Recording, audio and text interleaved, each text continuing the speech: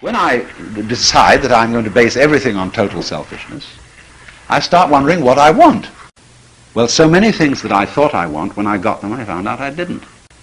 So I have to go very deeply into the question, what do I really want? What sort of friends do I want? What sort of a house do I want? What sort of a life do I want? What sort of a job do I want to do? And you see, people don't think this through. They get all sorts of ready-made ideas of what they ought to want. Because what education does to us to so large an extent is to fit us into a set of prepared stereotypes. And we never stop to find out what we really want to do.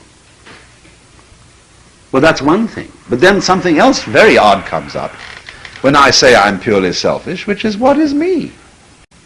And then I come across this curious thing, that I don't know who I am unless I know who you are. If I would live without any other people, I don't think I would know I was there. I see myself in terms of others. That is to say, by a social relationship. I am I because you are you. You are you because I am I. But then, something has gone screwy here, something funny about this. Which is, of course, that myself isn't at all what I thought it was. Myself is almost everything else as well as myself. Well, then I really don't know what to do, because there's no point in my thinking anymore that I can just go around attacking people and getting rid of them and so on, and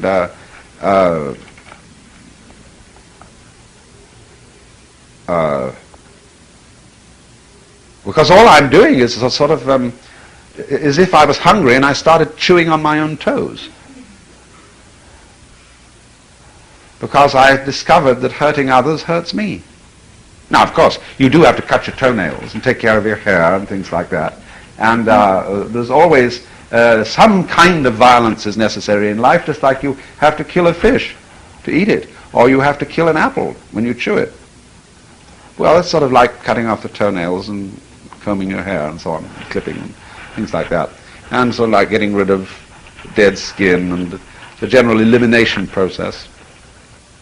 But fundamentally, you see, when you think that there are dreadfully wrong people who ought to be obliterated, or that the world outside you is something that you are in a fight with, well, that's just like a person who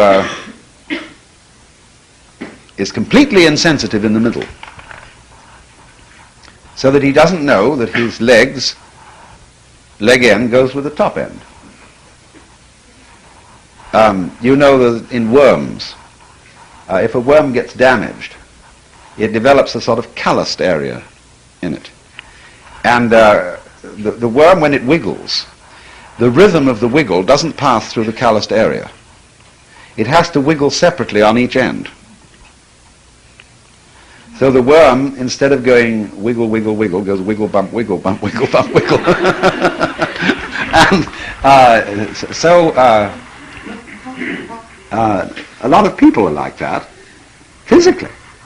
This is one of the important things that Wilhelm Reich found out, that people tend to have a state of tension in the diaphragm, as a result of which they can't swing. Have you ever tried to teach anybody to dance the hula? Lots of people just cannot bring themselves to make that hip motion. They're too rigid. And they're like the worm with a callus in them.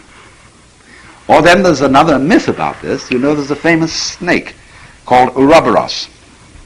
And he's always drawn chewing his own tail and eating it. Imagine what happens when the tail gets inside and it gets inside and inside, and the whole thing is clutched up, you see. And this worm, the snake, is a symbol of what the Buddhists call samsara, that is to say, the round or rat race of life and death. And this goes on so long as the worm doesn't know that his tail is himself. When he discovers that, he lets go of it and wiggles happily along like every good snake should. Of course, there is something more to it than that.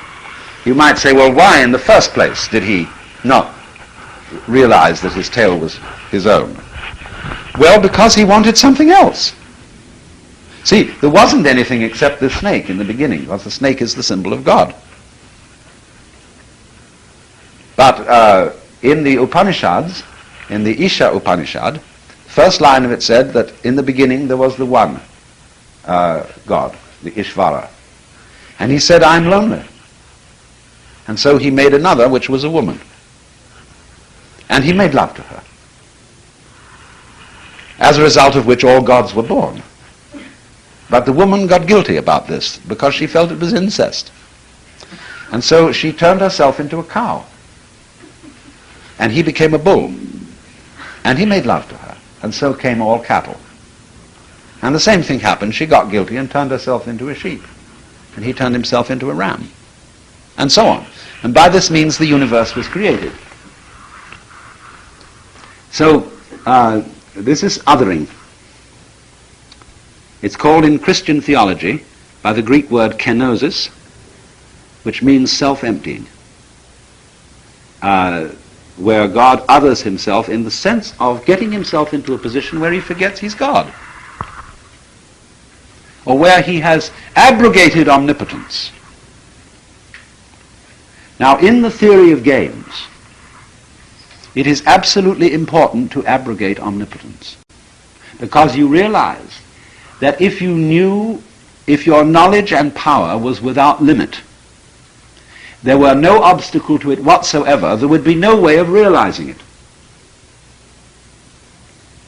When we know for certain the outcome of a game, we don't play it. We call it off. And we invent a new game in which we don't know the outcome. So power, whether partial power or omnipower, will always be in a state of abrogating itself. So the fundamental game, therefore, the fundamental game form, which is manifested in the yang and the yin, the two opposites, is of course the game of hide and seek, of remembering and forgetting. You see, really to forget is the opposite of remember, only the word hasn't the same form. We should put remember opposite dismember,